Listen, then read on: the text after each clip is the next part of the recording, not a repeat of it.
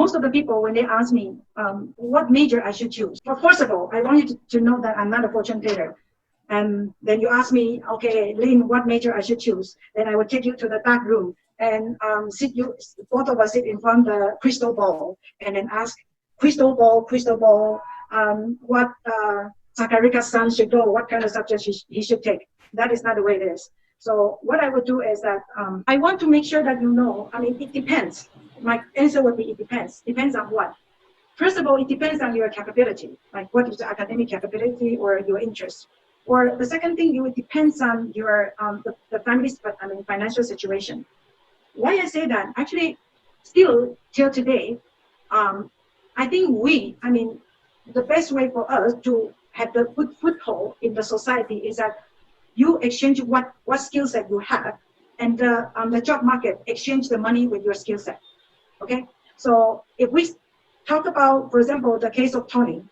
Tony actually raised by a single mom. Okay, so if the parents or the family need his income, so to help the family, improve the family situation, then I would suggest Tony to take more practical skill set education.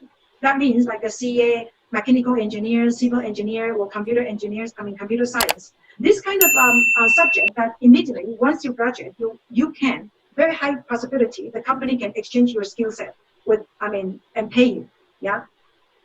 On the other hand, if Tom, look at the other side, the family have, the father had two big business, and Tom, actually the family will say, okay, they want Tom, after say 5-10 years later, that Tom is going to take over the business. Then I would suggest the Tom that should take the elite education. What does that mean? Elite means that the most of this Ivy League university like Harvard, Yale, and then Princeton. Those kind of university, they are almost more focused on giving the students education like philosophy, literature, economics, history, international politics. It's not very practical, but they would help the student to see things from the 10,000 feet.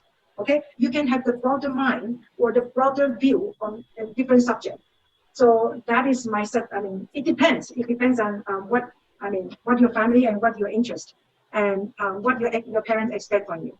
Bear this in mind. So this is the few of my choices of the university that. By the way, Taiwan have 150 universities, and even for each subject, for example, we say computer science, that might have more than 3,000 to 5,000 professors only in that, particular major. So, but this is 6 university that I like. And like is another way, but I think that if you want to study in this field, that you can think of it. Number 1 is National Chen Kung University. Oh, by the way, the Chen Kung University is Priya's university. That they are the number 1 companies favorite in Taiwan. They are number 1 university, which are favorable by the Taiwanese company. Yeah, the Taiwanese company like to hire people from Chen Kung University. They have been, I think, in the past 10 years, they have been the favorable university in Taiwan. So if you want to have the employment in Taiwan, this is a very good university to go, and they are one of the top 5. I think they are the top 3 or top 4 university in Taiwan. Number 2. National Tsinghua University and Jiao Tong University. They are all in industrial park in Taiwan, and this university they are close to each other. They are very strong in science and engineering. So if you want to study in the science and engineering, so you should try this 2 university. And the third one is National Taiwan University of Science and Technology.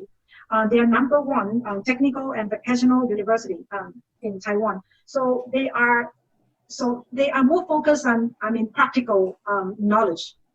So this kind of university, they have a lot of alumni. They have the startup owners in the technical company are all from this vocational school. So you will have very strong alumni network in this kind of university. And a lot of companies like this vocational university student because they have very practical knowledge and then ready to use talent. So they like to hire them. Number 4, National Zhengzhi University. This university, they are very strong in liberal art and law or the MBA school, like the commerce. They are very strong if you are trying to persuade your MBA. This is a good university to choose. Number 5, National Sun Yat-sen University and Kaohsiung Medical University. They are the top, R&D university in the whole world. These two schools, they are relatively less than all the university you are seeing. What does that mean is that they have less students, so average of the resource divided to the each student are more. Yeah, and besides, they are from Kaohsiung, where's my hometown. So and people are much warmer and nicer in this two places. So generally, I strongly encourage students to go to apply for this university if you want to. Number 6, Huilin Chen University. It's a private university, but they are funded by the Far East group. It's like the Tata equivalent group in Taiwan. So they have very strong the job linkage university, and they are very dynamic as well. Yeah. So that's my favorite school. People need to ask me that if I study in computer science, is that good enough? If I study mechanical engineering, is that good enough? Or should I change? The most popular job today does not exist 20 years back. For example, today that social media marketing actually is very, if you are doing what you can do very well, especially in the pandemic, you know that everybody's doing the marketing in the social media. But this job actually did not exist 20 years back. In the same way, 20 years later, what is the most popular job? Actually, you will not know. So if you ask me, so what should I do? So my suggestion would be that you should make sure that yourself have the /career. So when I say /career, it means that, for example, you want this marketing research job. So you need to learn that behavior economics plus big data. So then it's easier for you to get this job. If you want to be a super computer science engineer, you need to, if you can, neuroscience and computer science is the must. If you want to be the social network manager, you need to learn literature and the social media. Why? Because in literature, actually you need to know how to touch people's heart with the language, how to touch people's heart. That's why this social media required. And if you want to be a top management team member, you need to have engineering and the MBA education.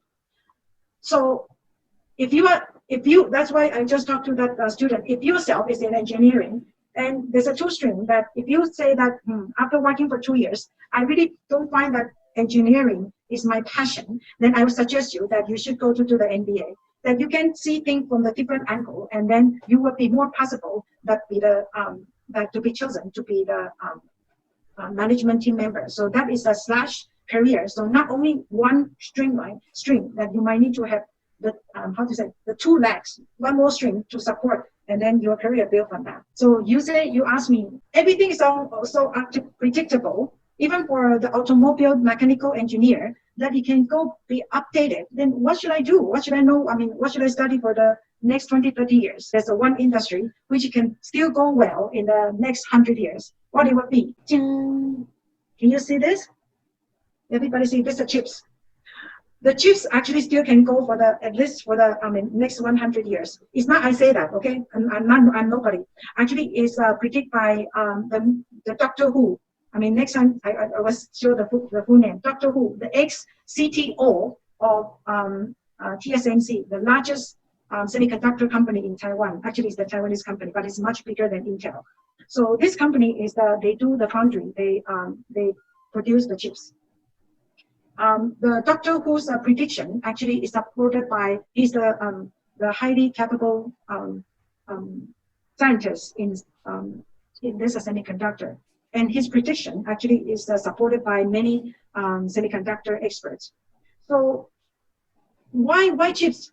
Because chips, it allow us to get into the era which that we can exist half digital and half material. What does that mean? For example, today you like this pandemic, right? You cannot go out to buy things, but you can order things online. And on Amazon, if you order a soap, from the moment you order, the shipping, the tracking, that all is managed by this digital information. And so far, the only interface between material and the digital world actually is the chips, right? And so you ask me, what are you talking about? But that would have the limit, like the physical limitation of the chips. Yes, they are. They are the physical limitation on this. However, there are few ways to overcome that. So one way is that before the chips layout, the layout of the IC circuit design is only 2D. That is that one layer. Right now they make it have a different layer. Okay, make it like 3D, like this 3Ds. Now the most advanced like a memory storage is 128 layers made by this technology have been very solid in the past 5 to 10 years already. Actually, it's made by Toshiba. So 128 layers. That's one way to increase that is the the chips processing speed. The other way is that through the software. So in 2000 June, there's a paper published in the Science magazine. So they use the same computer, calculate the same calculation problem. Okay, so with different programming. The fastest programming with the lowest programming, the difference is 62,000 times, 62,000. So what they find that, I mean, the slowest programs run in that same computer, actually they only use 6 out of 1 million of the computing capacity of the computer. So they still have the big room to improve in that in these chips. So if you don't know what you are going to choose for the next one like for your future, make sure that this will be for sure is a good place for you to start with. So why we say that now if we just assume that, and actually Taiwan actually is one of the best place, actually main industry is the IC design, and it's all about Taiwan has very strong industry community with the IC circuit manufacturing. Now, I want to let you know that Taiwan University welcome Indian students. So you will not have any problem to get into university admission. But it's just like Taiwan have 150 university, yeah. So you would be like a kids. You can look at the website, and like people would throw you 150 map, and you have to see which one that is the best way for you. Yeah, in the job market, you want to be competitive. There's the two conditions you need to be. One, you need to be unique. Second, you need to have the skill set that the job market needs, so they want to exchange. Combine these two, you will have the good possibility to get a job. Make sure not only unique, and if you're only unique, that does not guarantee you're going to get a job, because if the job market does not need that uniqueness, anyway, you're going nowhere. Okay, that is one of the things. So I would make sure that you don't go to the wrong direction. If you want to know more about study in Taiwan or information about Taiwan, so please like, subscribe, and click the bell icon to get new video updates.